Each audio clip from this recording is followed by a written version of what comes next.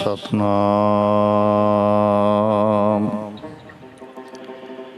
श्री वाहिगुरु जी।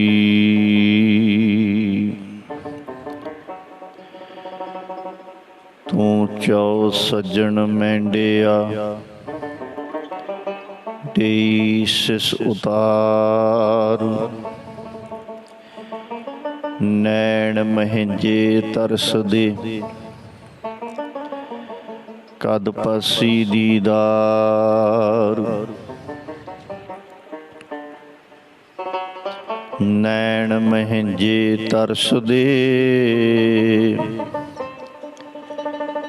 कद पसी दीदार। वाहिगुरु जी का खालसा, वाहिगुरु जी की फतेह। परम सन्मानयोग सतगुरु सच्चे पातशाह जी की साजी अते नवाजी होई गुरु प्यारी गुरु सवारी साध संगत जी, आओ बड़े प्रेम दे नाल गुरु चरनां विच जुड़िए, एकाग्रता बनाइए। नाम दे जहाज दे सवार होके इस जहाज का सफ़र करके जीवन का असली आनंद गुरु पातशाह पासों प्राप्त करिए। सतगुरु बोहित हर नाव है, कित बिद चढ़िया जाए। गुर कै भाणै जो चलै बिच बोहित बैठा है। श्री सुखमनी साहब जी की पावन लड़ीवार कथा की कल समाप्ति हुई है। निर्विघ्नता सहित गुरु साहब जी ने अपार कृपा की है। आओ बड़े प्रेम दे नाल अज आपां पंचम पिता जी की उच्चारण की हुई मांझ राग दे अंदर 12 महामांझ बाणी, इस पावन बाणी की लड़ीवार तरतीबवार विचार दे नाल जुड़िए। सतगुरु जी रहमत करते ने 12 महा बाणी का नाम है मांझ राग। मांझ राग दे अंदर ये बाणी दर्ज है। महला पंजवा घर चौथा, महला भाव शरीर करके पंजवें स्वरूप ने बाणी उचारी है। चौथे घर दे अंदर एक ओंकार सतगुर प्रसाद, एक ओंकार परम पिता परमात्मा एक है। सतगुर प्रसाद पूरे ते सच्चे सतगुरां दी प्रसाद भाव किरपा द्वारा उसकी प्राप्ति हुंदी है। आओ जोदड़ियां करिए। किरत करम के बिछड़े कर किरपा मेलो राम। हे वाहिगुरु जी, असीं अपने कर्मां दी कमाई जिहड़ी आपां दुनियावी तौर दे उत्ते कोई बिजनस करदे हां, कोई नौकरी करदे हां, वो साडी हत्थीं किरत है। ते जिहड़ी असीं कर्मां करके खट्टी खटदे हां, वो साडी कर्मां दी किरत है। वो किरत करके असी की कमाया, की क्या तै खटिया कहाँ गवाया। ये शरीरा मेरिया इस जग में है आए कै, क्या तुद कर्म कमाया। के कर्म कमाया तुद शरीरा, जां तू जग में है आया। जिन हर तेरा रचन रचिया, सो हर मन ना वसाया। गुर प्रसादी हर मन वसिया, पूर्व लिखिया पाया। कहे नानक हे शरीर परवान होआ, जिन सतगुर स्यों चितलाया। उन्हां अपने कीते हुए कर्मां दी कमाई अनुसार, हे वाहिगुरु जी, असी तुहाडे तो विछड़े हाँ, असी तेनू वसारी बैठे हाँ, इहो जिहा किरत कण हाँ। मेहर कर, किरपा कर, सानू अपने नाल मिलाउणा करो। वो रस्ता दिखाओ जिहड़ा मार्ग तुहाडे तक लैके जांदा है। चार कुंट दह दिस भ्रमे, थक आए प्रभ की साम। माया दे मोह दे अंदर फस के चार चुफेरे हर पासे सुखां दी खातर असीं भटकदे रहे हैं। हे परमात्मा जी, हुण थक के तेरी शरण विच आए हाँ। सगल द्वार को छाड़ के गहों तुहारो द्वार। बाहें गहे की लाज आस, गोबिंद दास तुहार। तेन दुध है ते बाहरी, किते न आवे काम। सतगुरु सच्चे पातशाह जी अपार किरपा करते ने। ਕਹਿੰਦੇ ਜਿਵੇਂ ਦੁੱਧ ਤੋਂ ਸਖਣੀ ਗਾਂ ਕਿਸੇ ਕੰਮ ਦੀ ਨਹੀਂ ਹੁੰਦੀ। ਜੇ ਗਾਂ ਜਾਂ ਮੱਝ ਦੁੱਧ ਦੇਣਾ ਬੰਦ ਕਰ ਦੇ ਤੇ ਅਸੀਂ ਉਹਨੂੰ ਰੱਖਦੇ ਨਹੀਂ, ਫਿਰ ਘਰਾਂ ਦੇ ਵਿੱਚ ਨਹੀਂ ਰੱਖਦੇ। ਸਾਡੇ ਕਿਸ ਕੰਮ ਦੀ? ਇਸ ਕਰਕੇ ਪਿਆਰਿਓ, ਜਲ ਬਿਨ ਸਾਖ ਕੁਮਲਾਵਤੀ, ਉਪਜੈ ਨਾਹੀ ਦਾਮ। ਜਿਵੇਂ ਪਾਣੀ ਤੋਂ ਬਿਨਾਂ ਖੇਤੀ ਸੁੱਕ ਜਾਂਦੀ ਹੈ, ਫਸਲ ਪੱਕਦੀ ਨਹੀਂ, ਤੇ ਉਸ ਖੇਤੀ ਵਿੱਚੋਂ ਧਨ ਦੀ ਕਮਾਈ ਨਹੀਂ ਹੋ ਸਕਦੀ। ਨਾਮ ਤੋਂ ਬਿਨਾਂ ਸਾਡਾ ਜੀਵਨ ਬੇਅਰਥ ਚਲਿਆ ਜਾਂਦਾ ਹੈ। ਨਾਮ ਤੋਂ ਬਿਨਾਂ ਕਿਸ ਕੰਮ ਦੇ ਹਾਂ? ਨਾਮ ਤੋਂ ਬਿਨਾਂ ਤੇ ਅਸੀਂ ਭਾਰੇ ਭੂਏ ਅਕਿਰਤ ਘਣ ਮੰਦੇ ਹੂੰ ਮੰਦੇ। ਧਰਤੀ ਤੇ ਬੋਝ ਹਾਂ ਜੇ ਅਸੀਂ ਨਾਮ ਨਹੀਂ ਜਪਦੇ, ਸੰਗਤ ਨਹੀਂ ਕਰਦੇ, ਬਾਣੀ ਪੜ੍ਹਦੇ ਨਹੀਂ, ਬਾਣੀ ਸੁਣਦੇ ਨਹੀਂ।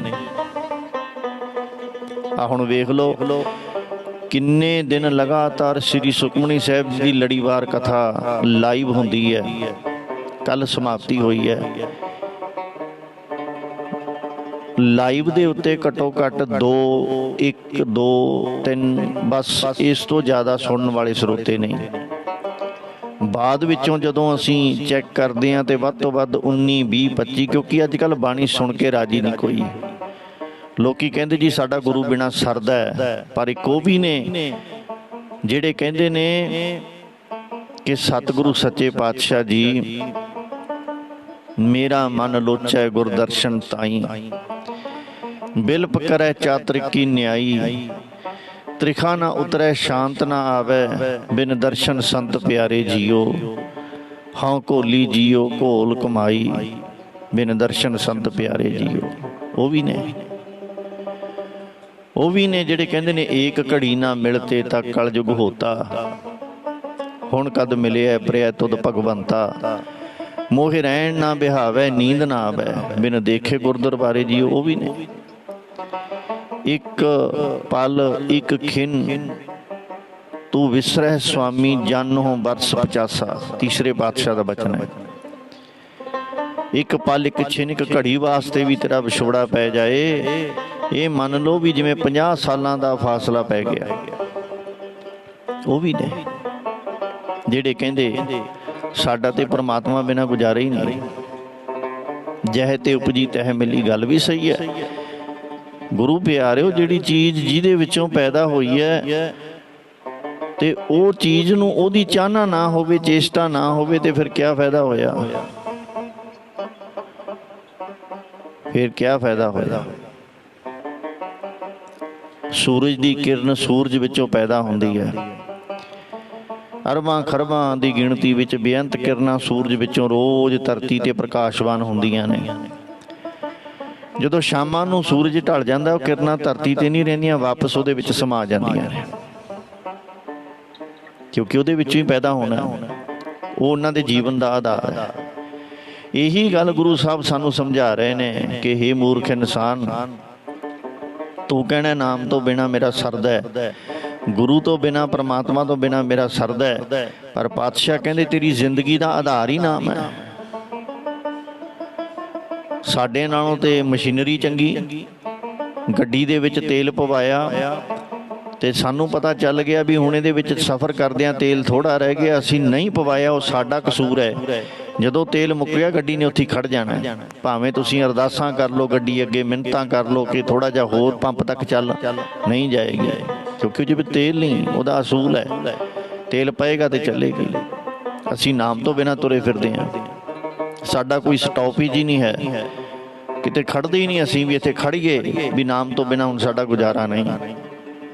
ਇਸ ਕਰਕੇ ਪਿਆਰਿਆ, ਇਹ ਸੋਚਣਾ ਪਏਗਾ, ਇਹ ਤੈਨੂੰ ਸੋਚਣਾ ਪਏਗਾ ਕਿ ਜ਼ਿੰਦਗੀ ਦਾ ਬੇਸ, ਤੇਰੀ ਜ਼ਿੰਦਗੀ ਦਾ ਆਧਾਰ ਵਾਹਿਗੁਰੂ ਜੀ ਦਾ ਨਾਮ ਹੈ। ਸਾਚਾ ਨਾਮ ਮੇਰਾ ਆਧਾਰੋ, ਸਾਚ ਨਾਮ ਆਧਾਰ ਮੇਰਾ, ਜਿਨ ਭੁੱਖਾਂ ਸਭ ਗਵਾਈਆਂ। ਕਰ ਸ਼ਾਂਤ ਸੁਖ ਮਨ ਆਏ ਵਸਿਆ, ਜਿਨ ਇੱਛਾ ਸਭ ਪੁਜਾਈਆਂ। ਸਦਾ ਕੁਰਬਾਨ ਕੀਤਾ ਗੁਰ ਬਿਟ ਹੋ, ਜਿਸ ਦੀਆਂ ਇਹ ਵਡਿਆਈਆਂ। ਕਹੈ ਨਾਨਕ ਸੁਣੋ ਸੰਤੋ, ਸ਼ਬਦ ਧਰੋ ਪਿਆਰੋ। ਸਾਚਾ ਨਾਮ ਮੇਰਾ ਆਧਾਰੋ। ਕਹਿੰਦੇ ਜਿਵੇਂ ਜਲ ਤੋਂ ਬਿਨਾਂ ਸਾਖ ਖੇਤੀ ਸੁੱਕ ਜਾਂਦੀ ਹੈ, ਪਾਣੀ ਤੋਂ ਬਿਨਾਂ ਮੱਛੀ ਬਚ ਨਹੀਂ ਸਕਦੀ। ਹਰ ਨਾਹਾ ਨੈ ਮਿਲੀਐ ਸਾਜਨੈ, ਕਤ ਪਾਈਐ ਵਿਸ਼ਰਾਮ। ਕਹਿੰਦੇ ਸੱਜਣ ਸਾਡਾ ਖਸਮ ਪ੍ਰਭੂ ਪਰਮਾਤਮਾ, ਉਹਨੂੰ ਮਿਲਣ ਤੋਂ ਬਿਨਾਂ ਕਿਸੇ ਹੋਰ ਥਾਂ ਤੇ ਸਾਨੂੰ ਕਿੱਥੇ ਸੁੱਖ ਮਿਲ ਸਕਦਾ ਹੈ? ਇਹ ਤੇ ਸਾਡੇ ਮਨ ਦੇ ਬਹਾਨੇ ਨੇ। ਸੱਚਾ ਸੁੱਖ, ਸੱਚੀ ਵਡਿਆਈ ਤਾਂ ਗੁਰੂ ਦੇ ਚਰਨਾਂ ਵਿੱਚ ਹੈ। ਗੁਰੂ ਤੇਗ ਬਹਾਦਰ ਸਾਹਿਬ ਜੀ ਇਹ ਬਚਨ ਕਹਿ ਰਹੇ ਨੇ ਕਿ ਜੋ ਸੁੱਖ ਕੋ ਚਾਹੈ ਸਦਾ, ਜੇ ਚਾਹੁੰਦਾ ਮੈਂ ਸਦਾ ਲਈ ਮੇਰੇ ਉੱਤੇ ਸੁੱਖਾਂ ਦੀ ਛਤਰੀ ਹੋਵੇ। ਜੋ ਸੁੱਖ ਕੋ ਚਾਹੈ ਸਦਾ, ਸ਼ਰਨ ਰਾਮ ਕੀ ਲੇ। ਉਸ ਵਾਹਿਗੁਰੂ ਦੀ ਸ਼ਰਨ ਵਿੱਚ ਆਉਣਾ ਪਏਗਾ, ਫਿਰ ਸਾਰੀ ਜ਼ਿੰਦਗੀ ਤੇਰੇ ਤੇ ਨਾਮ ਦੀ, ਨਾਮ ਰੂਪੀ ਸੁੱਖ ਦੀ ਛਤਰੀ ਰਹੇਗੀ, ਛਤਰ ਛਾਇਆ ਰਹੇਗੀ। ਜਿਸਕੇ ਸਿਰ ਉੱਪਰ ਤੂੰ ਸੁਆਮੀ, ਸੋ ਦੁੱਖ ਕੈਸਾ ਪਾਵੈ। ਬੋਲ ਨਾ ਜਾਣੈ ਮਾਇਆ ਮਦ ਮਾਤਾ, ਮਰਨਾ ਚੀਤ ਨਾ ਆਵੈ। ਮੇਰੇ ਰਾਮ ਰਾਏ ਤੂੰ ਸੰਤਾਂ ਕਾ, ਸੰਤ ਤੇਰੇ ਜਿਹਦੇ ਸਿਰ ਦੇ ਉੱਤੇ ਉਹਦੀ ਛਤਰ ਛਾਇਆ ਹੋਵੇ।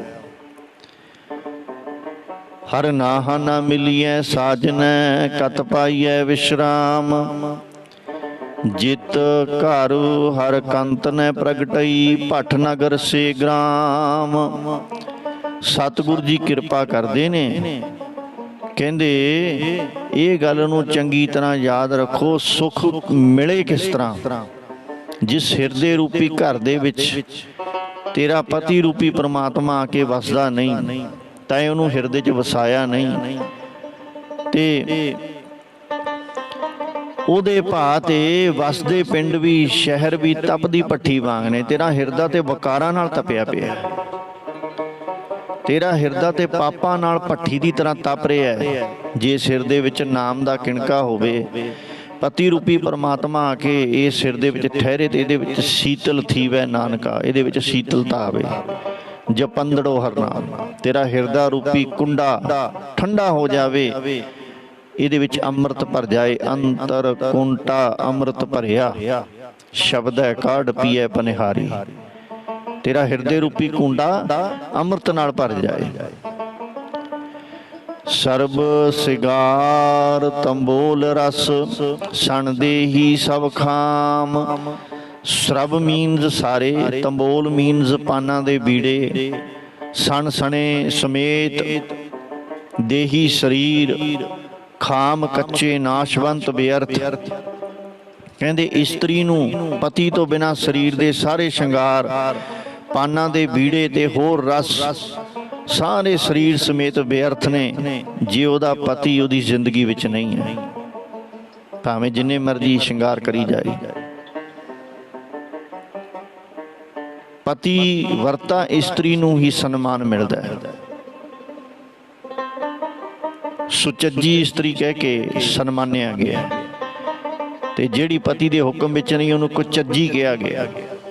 ਖਸਮ ਵਿਸਾਰਹਿ ਤੇ ਕਮਜਾਤ। ਕੋਈ ਇਸਤਰੀ ਆਪਣੇ ਪਤੀ ਦੇ ਕਹਿਣੇ ਵਿੱਚ ਨਾ ਹੋਵੇ, ਪਤੀ ਦੀ ਪਿੱਠ ਪਿੱਛੋਂ ਵਕਾਰ ਕਮਾਉਂਦੀ ਹੋਵੇ, ਤੇ ਸਮਾਜ ਉਹਨੂੰ ਕਮਜਾਤ ਔਰਤ ਕਹਿੰਦਾ ਹੈ।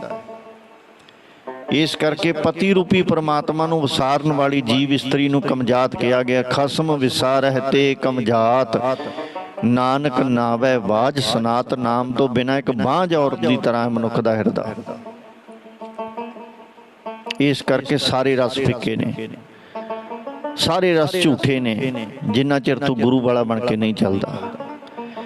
ਪ੍ਰਭ ਸੁਆਮੀ ਕੰਤ ਬਿਹੂਣੀਆਂ, ਮੀਤ ਸੱਜਣ ਸਭ ਜਾਮ। ਸਤਿਗੁਰੂ ਜੀ ਕਿਰਪਾ ਕਰਦੇ ਨੇ, ਕਹਿੰਦੇ ਪਤੀ ਰੂਪੀ ਪਰਮਾਤਮਾ ਤੋਂ ਬਿਨਾਂ ਸਾਰੇ ਸੱਜਣ ਮਿੱਤਰ ਤੇਰੀ ਜਿੰਦ ਦੇ ਬੈਰੀ ਬਣ ਜਾਂਦੇ ਹਨ।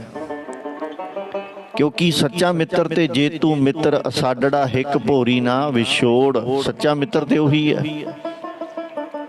ਕਲਗੀਧਰ ਪਾਤਸ਼ਾਹ ਮਹਾਰਾਜ ਜੀ ਨੇ ਆਪਣਾ ਸਰਵੰਸ ਲੇਖੇ ਲਾ ਦਿੱਤਾ। ਅੱਜ ਨੰਗੇ ਪੈਰੀ, ਸਿਰ ਤੇ ਤਾਜ ਨਹੀਂ, ਹੱਥ ਵਿੱਚ ਬਾਜ ਨਹੀਂ, ਪੈਰਾਂ ਵਿੱਚ ਜੋੜਾ ਨਹੀਂ, ਕੋਲ ਨੀਲਾ ਘੋੜਾ ਨਹੀਂ, ਮਾਛੀਵਾੜੇ ਦੇ ਜੰਗਲਾਂ ਦੇ ਵਿੱਚ ਵਿਰਾਜੇ ਨੇ। ਤੇ ਉੱਥੇ ਪਾਤਸ਼ਾਹ ਇੱਕੋ ਹੀ ਮਿੱਤਰ ਜਿਹੜਾ ਸੱਚਾ ਮਿੱਤਰ ਹੈ ਉਹਨੂੰ ਆਵਾਜ਼ ਦੇ ਰਹੇ ਨੇ, ਮਿੱਤਰ ਪਿਆਰੇ ਨੂੰ ਹਾਲ ਮੁਰੀਦਾਂ ਦਾ ਕਹਿਣਾ, ਤੁਧ ਬਿਨ ਰੋਗ ਰਜਾਈਆਂ ਦਾ ਓਢਣ, ਨਾਗ ਨਿਵਾਸਾਂ ਦੇ ਰਹਿਣਾ। ਸੱਚੇ ਮਿੱਤਰ ਨੂੰ ਯਾਦ ਕਰ ਰਹੇ ਨੇ, ਜਿਸ ਮਿੱਤਰ ਦੇ ਨਾਲ ਮਿੱਤਰਤਾ ਪਾਉਣ ਲਈ ਗੁਰੂ ਸਾਹਿਬ ਸਾਨੂੰ ਬਾਰ-ਬਾਰ ਬਾਣੀ ਵਿੱਚ ਸਮਝਾ ਰਹੇ ਨੇ। 1430 ਅੰਗਾਂ ਦੇ ਉੱਪਰ ਕੱਲੇ ਕੱਲੇ ਲਫ਼ਜ਼ ਵਿੱਚ ਸਾਨੂੰ ਸਮਝਾ ਰਹੇ ਨੇ। ਪ੍ਰਭ ਸੁਆਮੀ ਕੰਤ ਬਿਹੂਣੀਆਂ, ਮੀਤ ਸੱਜਣ ਸਭ ਜਾਮ। ਨਾਨਕ ਕੀ ਬੇਨੰਤੀਆਂ, ਕਰ ਕਿਰਪਾ ਦੀਜੈ ਨਾਮ। ਮੇਰੀ ਨਾਨਕ ਦੀ ਤੇਰੇ ਚਰਨਾਂ ਵਿੱਚ ਬੇਨਤੀ ਹੈ ਕਿ ਕਿਰਪਾ ਕਰਕੇ ਇਸ ਝੋਲੀ ਵਿੱਚ ਨਾਮ ਦੀ ਦਾਤ ਪਾ ਦੇ। ਸ਼ੇਖ ਫਰੀਦੈ ਖੈਰ ਦੀਜੈ ਬੰਦਗੀ, ਕਿਰਪਾ ਕਰਕੇ ਬੰਦਗੀ ਦਾ ਖੈਰ ਪਾ ਦਿਓ, ਨਾਮ ਦਾ ਖੈਰ ਪਾ ਦਿਓ।